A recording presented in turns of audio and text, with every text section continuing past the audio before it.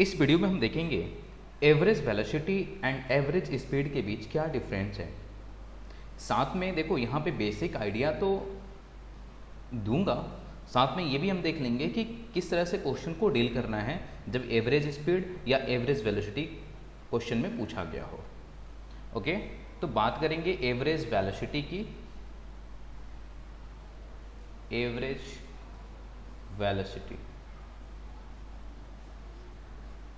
Okay, तो average velocity के case में टोटल डिस्प्लेसमेंट अपॉन में total time. Okay, total displacement upon में टोटल टाइम। आप ये टर्म यूज ना करें, आप ये टर्म यूज कर ले तो आई थिंक ज़्यादा बेहतर है। Final position minus initial position, और टाइम इंटरवल तो है ही, है ना, टाइम टेकन या टाइम इंटरवल इन दोनों पोजीशन के बीच। तो आप इसे ऐसे कैलकुलेट कर लोगे।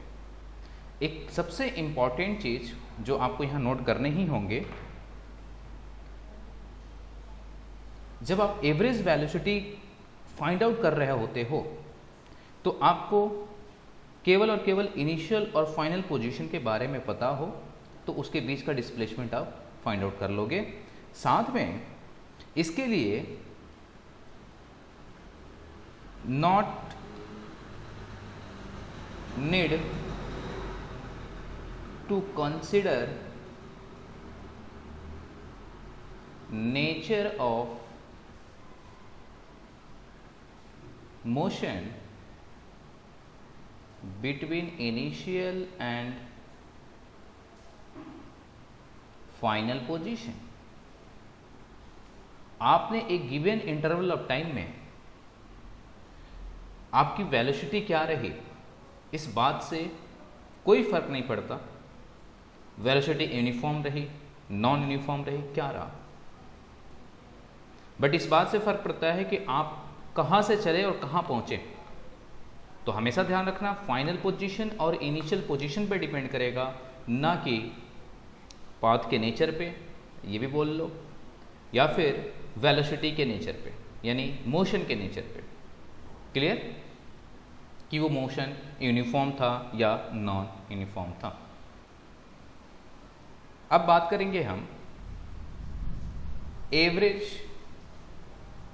स्पीड की, तो इसको भी समझ लें। जब हम बात करते हैं एवरेज स्पीड की तो इसको भी आप एक साइन से ही रिप्रेजेंट करोगे, वी एवरेज बोल लो। Total distance, total distance upon में टोटल टाइम टेकन।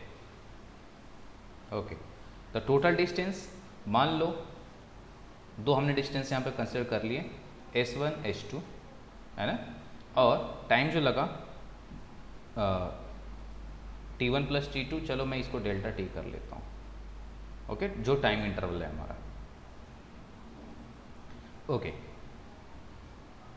तो इस तरह से आप एवरेज तो कैलकुलेट कर लोगे।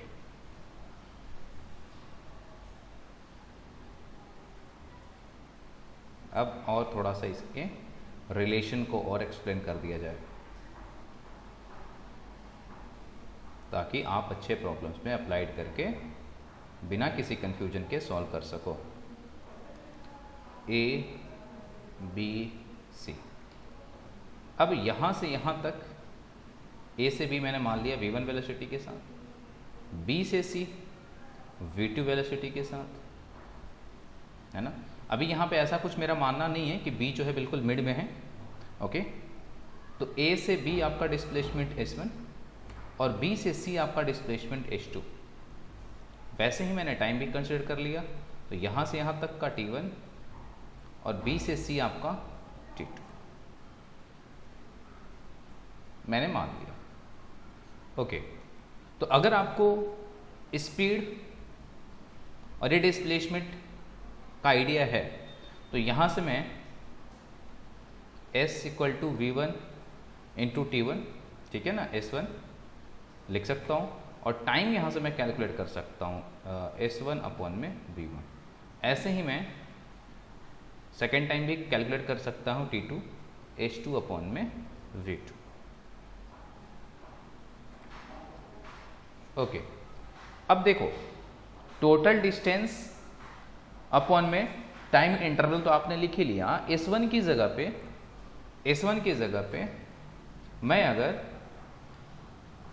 ये लिख दूं आपका V1 प्लस T1 और H2 की जगह पे V2 T2, ओके, और ये T1 प्लस T2, तो ये भी आपका एवरेज स्पीड ही देगा, एवरेज स्पीड, ओके।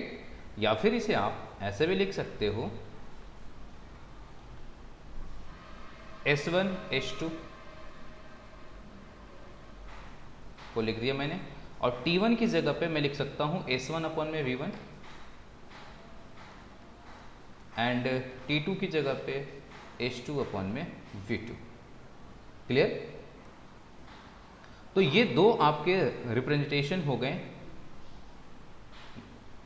या रिलेशन कह लो, जिससे आप डायरेक्ट एवरेज स्पीड कैलकुलेट कर सकते हो।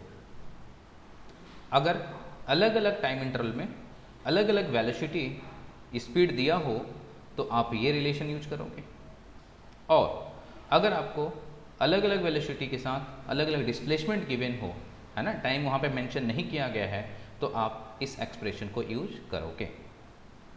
अब ध्यान देने वाली बात यहाँ पे ये है कि अगर इस केस में T1 और T2 है ना, ये दोनों इक्वल दे दे, देन ऐसे केस में टाइम इंटरवल को अगर फिक्स कर दिया जाए तो ऐसे केस में जो एवरेज होगा वो मीन हो जाएगा, दोनों वेलोसिटी का मीन निकाल लोगे। और ऐसे ही अगर आपका S1 और S2 है ना, अलग अलग टाइम इंटरवल में अगर डिस्प्लेसमेंट कांस्टेंट हो जाए, देन ऐसे केस में क्या होगा, तो देखते हैं क्या होगा।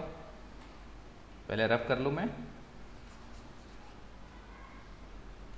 तो ये आपका S1 H2 equal to S, V average, S बाहर ले लेंगे, देन ये आ जाएगा आपका 1 मिनट, चलो ये तो 2S हो जाएगा आपका, क्योंकि S1 प्लस S2, तो S प्लस S 2S हो गया, एंड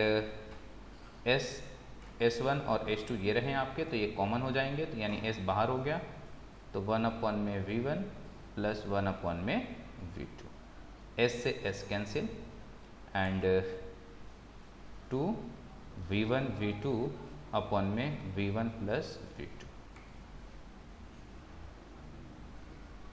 तो इन्हें आप डायरेक्ट अप्लाइड कर सकते हो। अगर डिस्प्लेसमेंट फिक्स कर दिया है, एक ही डिस्प्लेसमेंट है दोनों केस में, है ना, और वेलोसिटी अलग अलग गिवन है, तो आप ये इक्वेशन डायरेक्ट यूज कर सकते हो एवरेज फाइंड करने के लिए। और अगर टाइम इंटरवल फिक्स कर रखा हो, ठीक है ना, अलग अलग टाइम इंटरवल में वेलोसिटी अलग अलग दिया हो, तो वैसे केस में आप ये इक्वेशन यूज करोगे, और अगर टाइम इंटरवल को फिक्स कर दिया तो डायरेक्टली आप मीन निकाल सकते हो। यहाँ से एक बात और नोट कर सकते हो कि अगर टाइम इंटरवल फिक्स हो दोनों केस में, तो फिर जो एवरेज वेलोसिटी हम निकालते हैं वो अरिथमेटिक मीन होता है, AM, अरिथमेटिक मीन। बट अगर आपने डिस्प्लेसमेंट को फिक्स कर दिया, डिस्प्लेसमेंट को फिक्स कर दिया दोनों केस में अगर डिस्प्लेसमेंट सेम है, देन ये जो रिलेशन आया ये हम बोलेंगे हार्मोनिक मीन। ये ध्यान रखेंगे आप।